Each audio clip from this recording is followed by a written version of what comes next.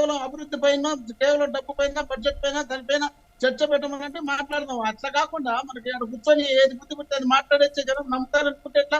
ఇంత పెద్దోళ్ళు పిల్లలు ఎవరైనా తెలిసి తెలియని వాళ్ళు వచ్చి వేదికల మీద మాట్లాడితే ఒకవేళ ఏదో తెలియక మాట్లాడి అనుకున్న శ్రీనివాస్ గారు పెద్దోళ్ళే, వెంకటేశ్వరరావు గారు పెద్దోళ్ళే, రాష్ట్రంలో మొత్తం సమాజం గురించి తెలిసిన వాళ్ళు ఇలాంటి వాళ్ళు శ్రీనివాస్ గారు, మోహన్ రెడ్డి గారు మళ్ళీ వస్తారండి. శ్రీనివాస్ చౌదరి గారు, మాతృభాష అంశంలో చంద్రబాబు నాయుడు గారు మరోసారి కామెంట్ చేశారు. ఇంగ్లీష్ కంటే మన తెలుగే స్వచ్ఛమైంది, మాతృభాషలో మాట్లాడుతానే మనకు అన్ని రకాల అవకాశాలు కలిసి వస్తాయనేటటువంటి అంశాన్ని మరోసారి ప్రస్తావించారు. జగన్మోహన్ రెడ్డి గారు ఇంగ్లీష్ మీడియంను ఇండైరెక్ట్గా ఇక్కడ కౌంటర్ చేయడానికి ప్రయత్నం జరిగింది. ఎట్లా స్పందిస్తారు దానిపై? సార్, ఇప్పుడు నిజంగా చెప్పాలంటే మాతృభాషలో మాట్లాడండి, మాతృభాషను మృతభాషగా మార్చద్దండి కేంద్ర ప్రభుత్వం కానీ ప్రచారం చేస్తాం సార్. ఏ దేశమైనా చూడండి, మన భారతదేశం కానీ, ఏ దేశమైనా, చైనీస్ కానీ, జపానీస్ కానీ, ఇంగ్లీష్ కానీ కానివ్వండి, వాళ్ళని ఆదర్శంగా ఎందుకు తీసుకోలేకపోతున్నాం మనం? Sir repeat sir, question cut అయింది. అంటే మన పక్క రాష్ట్రాలైనటువంటి తమిళనాడు, కర్ణాటక రాష్ట్రాలను ఎందుకు ఆదర్శంగా తీసుకోలేకపోతున్నాం? సార్ అదే ఇక్కడ బాధ కలిగించే అంశం ఏంటంటే, రాష్ట్ర వ్యాప్తంగా, దేశవ్యాప్తంగా, ప్రపంచవ్యాప్తంగా మాతృభాషనే వాడండి, మాతృభాష వల్ల ఉపయోగం జరుగుతుంది, మాతృభాషే మంచి జరుగుతుందని చెప్పి చెప్తున్న వాళ్ళు మాతృభాషను కాదని మా జగన్మామయ్య ఇంగ్లీష్ తీసుకొచ్చి పెట్టాడు. ఇంగ్లీష్ తీసుకొస్తే తప్పు కదా సార్. పరభాష మీద మనకు అభిమానం ఉండొచ్చు, పరభాషను మనం ప్రేమించవచ్చు, పరభాషను నేర్చుకోవచ్చు. కానీ మీకు గాయం అయితే ఫస్ట్ చెప్పేది ఏంటి? అమ్మ అంటారు.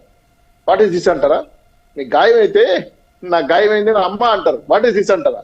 కాబట్టి ఇటువంటి సిచ్యువేషన్ లో దేశంలోనే ఈ ముఖ్యమంత్రి గారు మాతృభాషని పాత్రయాన్ని నేర్చుకున్నాడు. తెలుగు ప్రపంచ దేశాలకు ఆదర్శం, సంస్కృతం ప్రపంచ దేశాలకు ఆదర్శం. మన భాషని, మన సంస్కృతిని మెచ్చి చాలా మంది ఈరోజు మన రాష్ట్రానికి వచ్చి మన సంస్కృతికి అలవాటు పడుతున్నారు. ఇటువంటి సిచ్యువేషన్ లో నిజంగానే జగన్మోహన్ రెడ్డి గారు ఇంగ్లీష్ ప్రవేశపెట్టడం వల్ల పెద్ద ఎత్తున మార్పులు వచ్చేస్తాయంటే, ఈరోజు స్కూల్ సార్ చూడండి, మీరు రాష్ట్రంలో దాదాపు 1540 స్కూల్ మూసేసారు. అంటే ఇద్దరు ముగ్గురు పిల్లలు ఉన్నారని చెప్పి, ఇద్దరు ముగ్గురే ఉన్నారని చెప్పి బెంచ్ చేసి ఇచ్చారు. తద్వారా ఏమైంది? ఈ 2019 నుండి 2024 లోపల ఒక సంవత్సరానికి 11 లక్షల మంది విద్యార్థులు డ్రాప్అవుట్స్ పెరిగారు.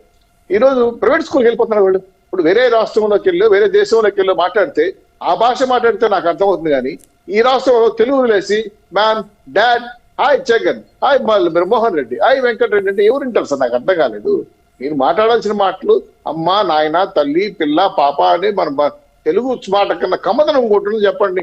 మీరు నేర్పించండి, ఇంగ్లీష్ నేర్పించండి చెప్పట్లే. ఇంగ్లీష్ వ్యతిరేకంగా నేను మాట్లాడట్లే. ఇంగ్లీష్ అనేది పరభాష. మన మాతృభాషని జగన్మోహన్ రెడ్డి గారు ఏం చదువుకుని పైకి వచ్చారు? తెలుగు కాకుండా ఆయన ప్యారిసా లేదా రష్యన్ చదువుకుని రాలేదు కదా, ఆయన కూడా తెలియని ఎందుకు వచ్చాడు కదా. అటువంటి తెలుగు చదివిన ముఖ్యమంత్రి గారు తెలుగును ఉపాత్ర వేయటం ఖండిస్తున్నాం.